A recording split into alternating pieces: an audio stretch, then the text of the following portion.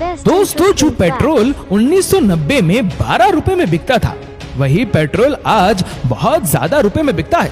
क्या आपने कभी सोचा है कि पेट्रोल डीजल को कैसे बनाया जाता है और क्यों इतना महंगा होता जा रहा है?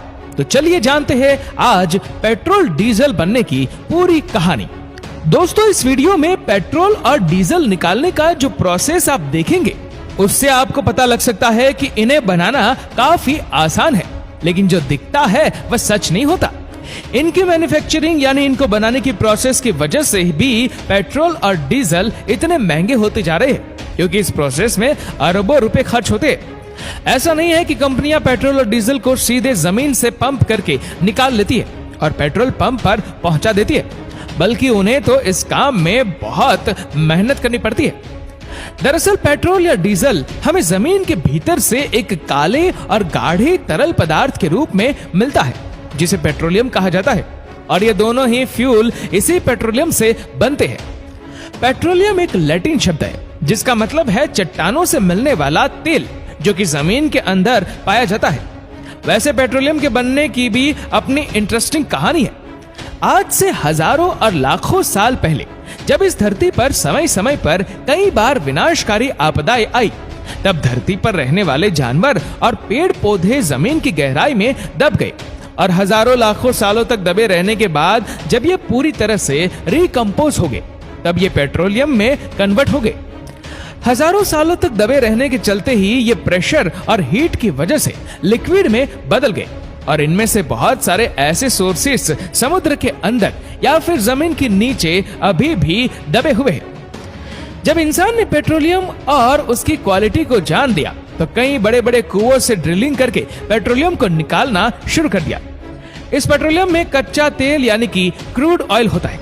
इस क्रूड ऑयल में पेट्रोल, नैफ्था, केरोसिन, डीजल और मोम जैसी चीजें होती है। एक बार जब इसे निकाल दिया जाता है तो उस कच्चे तेल को कारखाने में ले जाया जाता है। इस कारखाने को रिफाइनरी कहा जाता है। लेकिन क्या आप जानते हैं कि कच्चा तेल हर जगह नहीं पाया जाता है, और दुनिया में कुछ ही जगह है जहां तेल मिलता है। ये पेट्रोलियम जमीन और समुद्र दोनों जगहों पर मिलता है। जो पेट्रोलियम समुद्र में होता है उसे निकालने के लिए फ्लोटिंग रिफाइनरी बनाई जाती है, और जमीन पर जो तेल होता है उसे निकालने के लिए वहां कुएं बनाए जाते हैं। ये प्रोसेस सुनने में जितना आसान लगता है उतना होता नहीं है। समुद्र हो या फिर जमीन, असली वक्त लगता है तेल के सोर्स को ढूंढने में। कई बार तो इसमें सालों लग जाते हैं और अरबों रुपए भी खर्च होते हैं। जो तेल हम तक पहुंचता है उसे ढूंढने के लिए समुद्र में कई बड़ी और महंगी मशीनें लगाई जाती है, जो एक जगह से दूसरी जगह तक तेल ढूंढती रहती है। जब उस मशीन को एक जगह से तेल मिल जाता है तो उसे आसपास की चट्टानों से मजबूती से बांध दिया जाता है, ताकि ये हिल ना सके। इसके बाद समुद्र के अंदर ड्रिलिंग की जाती है, लेकिन ये जो ड्रिल होती है वह हजारों फीट तक नीचे होती है। जैसे ही एक बार इस ड्रिल से तेल मिलता है तो इसे पाइप की मदद से तैरती हुई रिफाइनरी तक पहुंचा दिया जाता है। जमीन पर ड्रिलिंग का काम भी कुछ इसी तरह होता है।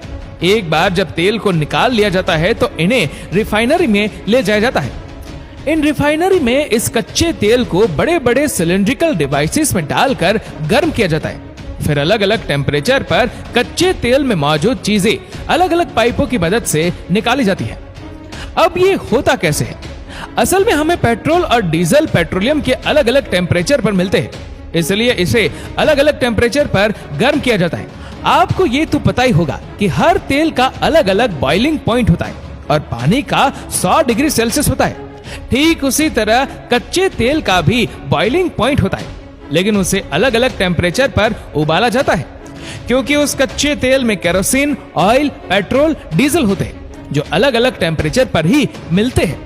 जैसे जैसे हम पेट्रोलियम को उबालते हैं, ये कच्चा तेल भाप बनने लगता है। इसको आप ऐसे समझिए कि डीजल को पाने के लिए 260 डिग्री तक कच्चे तेल को उबालना पड़ता है, और 40 डिग्री पर हमें पेट्रोल मिलता है। वहीं 160 डिग्री पर केरोसिन ऑयल मिलता है। इसी तरह कॉम्प्लेक्स प्रोसेस से पेट्रोल, डीजल और केरोसिन ऑयल जैसी चीजें हमें मिल जाती है। दोस्तों, अब आप समझ गए होंगे कि पेट्रोल किस तरह बनता है। एक बार जब हमें पेट्रोल और डीजल मिल जाता है तो उसकी टेस्टिंग होती है कि हमें कितने ऑक्टेन का पेट्रोल मिला है। जितना ज्यादा ऑक्टेन उतना ज्यादा महंगा और अच्छा तेल माना जाता है। इसके बाद उसे टैंकर्स में भरकर ट्रांसपोर्ट किया जाता है। इस पूरे प्रोसेस में बहुत सारा इन्वेस्टमेंट होता है। इंडियन ऑयल और रिलायंस जैसी कंपनियां इंडिया में पेट्रोल और डीजल के लिए अरबों रुपए इन्वेस्ट करती है, तब कहीं जाकर पेट्रोल से हमारी गाड़ी चलती है। पेट्रोल बनने का प्रोसेस तो आपने जान दिया, तो ये भी बता दे कि इसकी कीमत इतनी ज्यादा क्यों होती है। पहला रीजन तो आपको अपने आप समझ आ गया होगा कि इसे निकालने का बेहद खर्चीला प्रोसेस।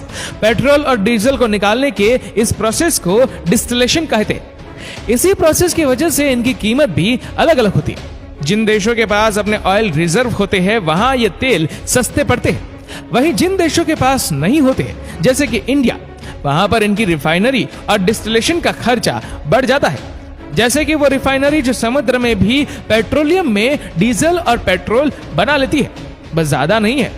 ज्यादातर समुद्र में सिर्फ कच्चा तेल निकालने की ड्रिल मशीन होती है। आज दुनिया भर में पेट्रोल और डीजल की कीमतें अलग अलग है, क्योंकि मैन्युफैक्चरिंग के साथ साथ गवर्नमेंट भी इस पर टैक्स भी खूब लगाती है। इसके अलावा भी पेट्रोल और डीजल की कीमत हमेशा बढ़ती रही है। ऐसा इसलिए है क्योंकि पेट्रोल नॉन रिन्यूएबल सोर्स है, यानी कि एक बार ये खत्म हो गया तो फिर से दोबारा इस्तेमाल नहीं किया जा सकता। इसीलिए जैसे जैसे इनका यूज बढ़ता जा रहा है वैसे वैसे उनकी प्राइस बढ़ती जा रही है। एक्सपर्ट्स कहते हैं कि जितनी स्पीड से हम इन्हें यूज कर रहे हैं उस स्पीड में दुनिया से 40 से 50 सालों तक तेल खत्म हो जाएगा। हमारी रोजमर्रा की जिंदगी में कहीं ना कहीं ये दोनों ही फ्यूल अपना अपना रोल प्ले करते हैं। किसानों को ट्रैक्टर से लेकर 5 स्टार होटलों के जनरेटर तक डीजल मांगते हैं, इसलिए इस पूरे टाइम को ऑयल एज कहा जाता है। और आज के टाइम में ईरान, कुवैत और सऊदी अरब जैसे देश इसलिए इतने अमीर है क्योंकि दुनिया में सबसे ज्यादा ऑयल रिसोर्स इन्हीं के पास है और इनकी पूरी इकोनॉमी इसी पर डिपेंड करती है। और इन देशों का एक संगठन है जिसे ओपेक कहा जाता है, वही मिलकर तेल की कीमतें भी तय करता है। आज भले ही सोलर एनर्जी और इलेक्ट्रिक एनर्जी जैसी टेक्नोलॉजी आ गई, लेकिन इनके प्रोडक्शन में कहीं ना कहीं दोनों फ्यूल का इस्तेमाल शामिल है। इससे अब आप ये समझ गए होंगे कि अरब के देश जिनके पास खूब सारा तेल है वो इतने अमीर क्यों है। अब आपको पूरी बात समझ आ गई होगी कि पेट्रोल डीजल की कीमत ज्यादा क्यों है और ये बनते कैसे है। उम्मीद करते हैं दोस्तों ये वीडियो आपको पसंद आई होगी। आपको ये वीडियो कैसी लगी नीचे कमेंट करके जरूर बताएगा, और अगर आपको वीडियो अच्छा लगा हो तो वीडियो को लाइक करेगा, शेयर करेगा ज्यादा से ज्यादा लोगों तक, और ऐसे ही और भी रोचक जानकारियों के लिए सब्सक्राइब करें हमारे यूट्यूब चैनल को और फेसबुक पर फॉलो करें हमारे पेज को। धन्यवाद। Best interesting facts.